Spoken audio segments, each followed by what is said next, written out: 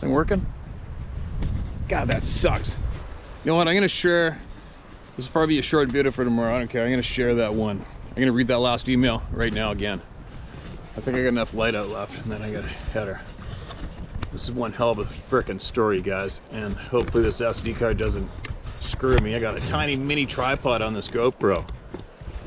I'll master this a little better as we're going the next couple weeks, right? Now, let me know if a grizzly bear comes up behind me, all right? Boom. Can't believe that happened. SD card failure is like your worst enemy, man. It sucks. It's one of those little mini SDs. I think I used it in the, I used that particular card in the drone a few times. And probably when I crashed a drone. All right. This is what it was titled. I'm gonna share this one. It's a fairly long one, but it's unbelievable. I wouldn't wish this upon anybody. This is titled, Mean MFers in the Woods. Steve, first of all, thank you for making all this happen after listening to all the others. It just happened. I found myself not afraid of the woods anymore. I just got done with my first successful overnight camping trip, even if I did sleep in a boat, but I still did it. And had a blast, even though about 30 years ago, I was minding my own business in the woods and I became a member of the Club of No Return in the blink of an eye. Did you ever? Back then, I lived in Spokane, Washington, was fairly new to the area, and was helping a friend by going up to his family's cabin and doing some work on the property. He wanted me to build a well around a small natural spring he had along a trail on the mountain, leaving the cabin, and it would help the animals drink as well. It got very hot up there. The first weekend, I got all the materials hauled up there on a three-wheeler. It even camped out and was up early and got the base finished. Since the well was about a quarter mile down the trail from the cabin, I spent most of the next weekend there and finished the well, even though the size of it doubled during the life of the job. There's a little bit of missing punctuation, you guys, all right? So you're gonna have to bear with me at times. My friend brought his girl, and another couple on the third weekend. I brought my girlfriend. The well had been filling all week and working like it was supposed to. When we got there, we both jumped on the three-wheelers, and she followed me up to the well site where we stayed and partied and had a really good time. The sun was almost coming up when finally fell asleep. It was light out when my girlfriend woke me up and said that someone was coming. So I sat up with my back to the well and listened, and it was. It was not someone coming down the trail, it was someone coming up the mountain, and they were coming up the side of the mountain fast, and the closer they got, the louder and faster they got. The more it sounded like someone was driving a tank, kicking up dust, snapping trees apart, filling the air with the smell of fresh pine smell. When it came into our line of sight, my girlfriend fainted, and I lost my lunch, and my dinner, and everything I drank the night before. This thing was coming in so fast that to keep itself from running into us or through us and the well, it had to lean back and dig its giant heels into the ground and started digging up ground, rocks, tree roots, and dirt. It threw its arms into the air for balance, and just for a split second, it looked funny. But it would be a long time before I thought anything was funny again. Because when it came to a stop 10 to 15 feet from us, it was clearly mad as fuck. And it screamed at us so loud, my ears have been damaged since that day. It felt like it tore apart every nerve ending in my head. It went to a spot somewhere behind my eyes that I still feel to this day. I'm completely convinced that it could kill you just by screaming at you if it wanted to. I got a very good look at this thing. I was close enough to feel the exhale from its nostrils. They were every bit as big as 16-ounce tallboy can of beer. It was covered in jet black hair, except it's on its face, parts of its chest, and a bunch of little spots all over it from smashing through the woods, no doubt. It had veins the size of hot dogs running down its neck and arms, clearly visible in the air, under the hair. The chest and face and palms of his hands were grayish black. It was every bit of 10 feet tall. Its teeth were the size of playing cards. I shit you not. They're mostly yellowish white, in the middle, but shrouded in black. Then it took one step to the side, and it was at the three-wheelers, where it swatted the closest one to it, sending it smashing against the trees on its way down the mountain. This thing reminded me of Eddie Munster, how his hair came to a point in the middle of his forehead. It was pure muscle. It looked like the Hulk. When I came out of the woods, my girlfriend fainted. I lost my lunch and dinner and everything I drank the night before. But she woke up and tried to shoot it with a small charge of mace that was on her keychain in her purse. And instead of hitting it, she shot me right in the face with it. And all of a sudden I could not see, but I could still feel the ground shake as it ran by us at full throttle and up the mountain until we could not hear it any longer. And the forest was quiet, but it was a very loud quiet. Somehow my girlfriend managed to get the pepper spray out of her purse and act against this monster. But if I was standing there aiming a 50 cal machine gun at this thing when it came running out of the woods, I still would not have shot it. And taking a picture of it was out of the question. No cell phone back then. My girlfriend shook me out of my trance, got me to get up, and helped me over to the three-wheeler, and she got it going with me on the back, and after taking off the wrong way, we got our bearings back and headed back down the trail to the cabin where our friends were no longer there. They had left us, no doubt, when the thing screamed, and honestly, I did not blame them. I'm pretty sure I would have done the same had I heard a scream like that come echoing through the mountains. My ears were still ringing. I still felt like something had ripped apart right behind my eyes. I felt very dizzy and my whole head was almost swollen, and my clothes were soiled and my eyes were still burnt like hell. It was also super quiet all day long. It sounded like every step we made inside the cabin was broadcasted live outside to the forest around us through a PA system. No matter how hard we tried, we could not bring ourselves to get on a three-wheeler and try to make it to the main road. But all I really knew was we were somewhere between Medellin Falls and North Point, Washington.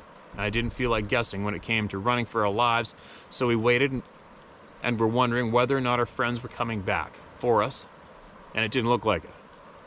And just as the sun started to go down, the first rock hit the back wall of the cabin so hard that it knocked everything off the wall upstairs and downstairs and onto the floor.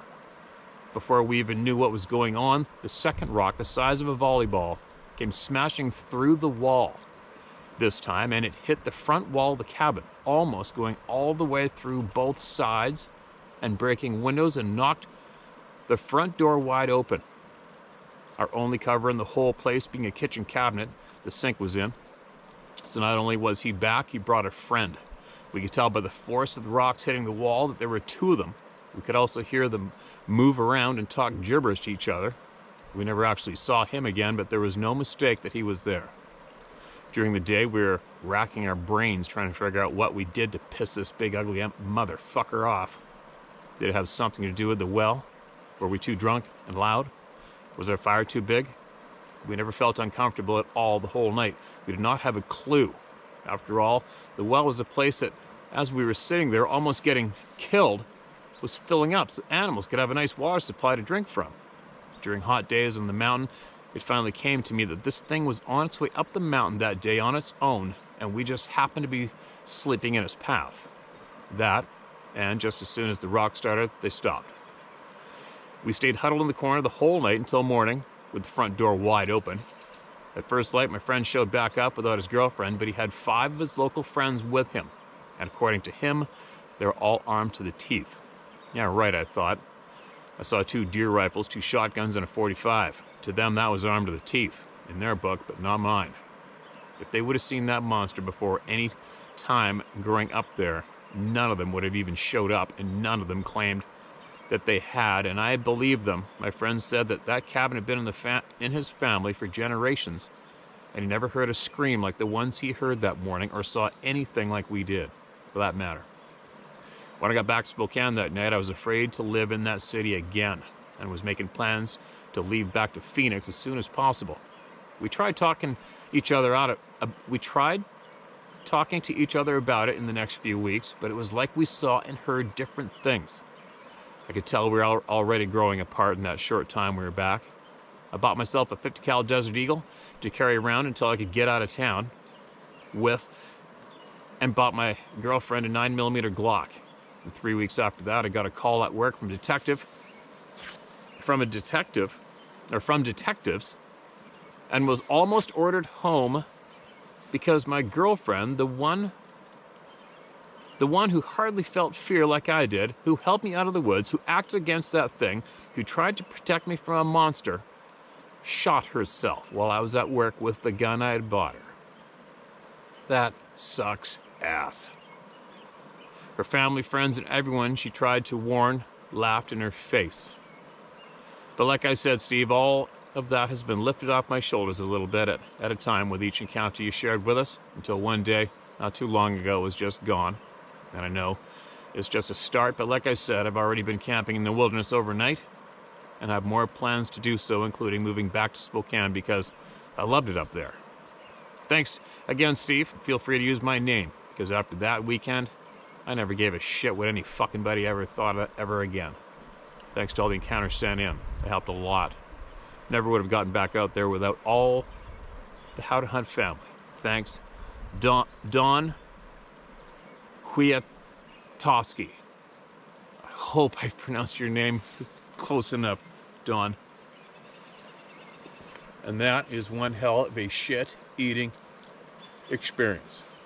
And a shittier ending. I'm so sorry to hear about that ending for your girlfriend.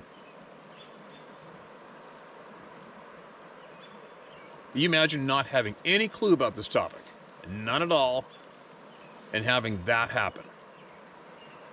And now picture yourself being that couple, seeing what they saw, having what happened happen, and then trying to tell your family that story right there without anybody knowing shit. That's 30 years ago about this topic. Maybe some did, but they probably scoffed at it and didn't want nothing to do with it, right? It's a shit eater. At least now it's safe to come forward with that stuff, right? Now it's safe. It's okay.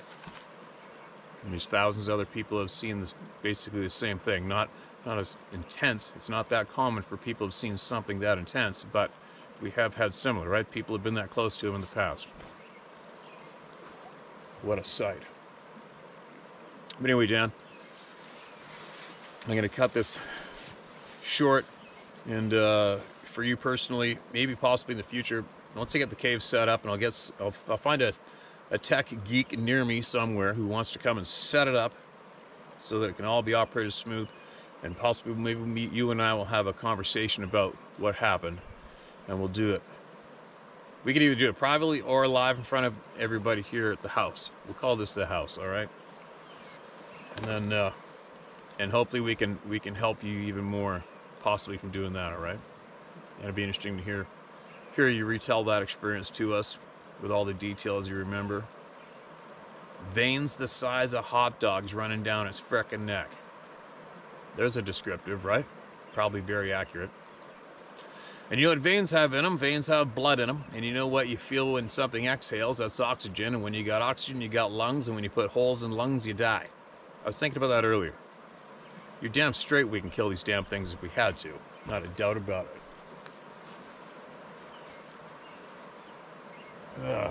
Anyway, I'm going to carry on. I'll show you guys a bit of the view that I already showed you, even though it's a lot less light out now. And then I'll go back, see if I can edit this up, get it loaded on the phone for tomorrow's launch. And while you guys are watching this, I am hiking in the coastal mountains of British Columbia in snow and big timber looking for 5 trail cameras. And I'll bring you along with me then. And then after that, I'm going to start heading north. And I'm probably going to drive about 8 hours. And I will probably end up in McBride, British Columbia. And then I'm going to show you more. And then I'm going to carry on. And then I'll probably end up in Prince George. And then I'll probably end up in Chetwynd, Hudson Hope, near Dawson Creek, Fort St. John. And in all of those remote areas around and in between. So there. Here we are. So that outro video that I put on the video sometimes, the fishing rod filmed with the drone, that was just up and over that hump over there. Just over there, maybe another mile up. And then up on the right is where we heard that something bonked in the timber that one morning when I was steelhead fishing. It's the Squamish River.